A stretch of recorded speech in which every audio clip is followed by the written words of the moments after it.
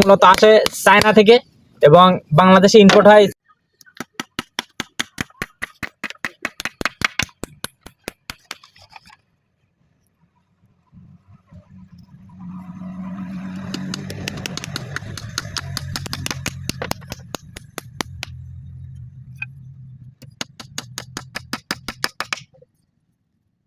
আসসালামু আলাইকুম।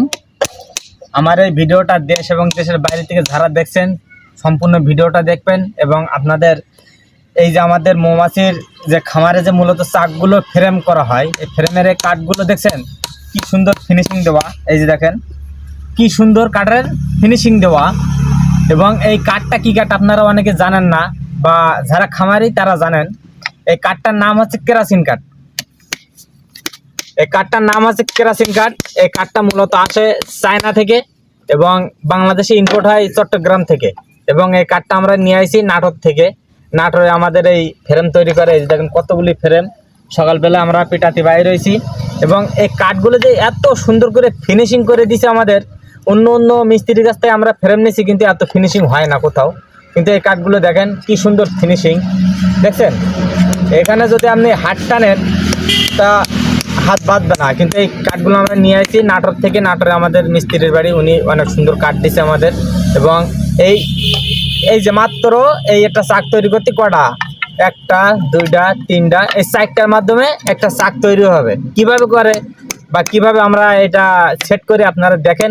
এই দেখেন এই যে খাইস দেওয়া এবং এই খাইস, এই দেখেন কি সুন্দর খাপের খাপ মিলে গেছে, দেখছেন। এবং দেখেন আপনারা তাহলে বুঝতে পারবেন।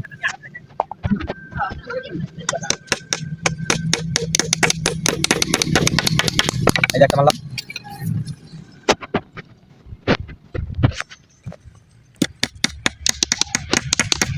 এই যে আরেকটা মারলাম, দেখছেন সুন্দর তিনটা মারা শেষ।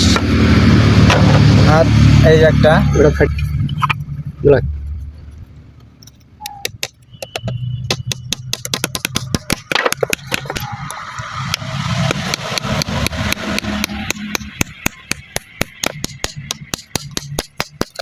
এই যে একটা, এই যে দেখেন কি সুন্দর হয়ে গেছে। এবং এর উপর দেখেন হাত টান দিলেও কিছু হবে না, দেখছেন।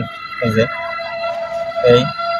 যদি আপনাদের এই ফ্রেমের কাঠ প্রয়োজন হয় তাও দেওয়া যাবে, সমস্যা নাই। এবং আমাদের এই যে খামারের যে ব্যানারগুলো দেখছেন, এই ব্যানারের নাম্বার দেওয়া আছে, আমাদের সাথে যোগাযোগ করতে পারেন বা ইনবক্সে যোগাযোগ করতে পারেন।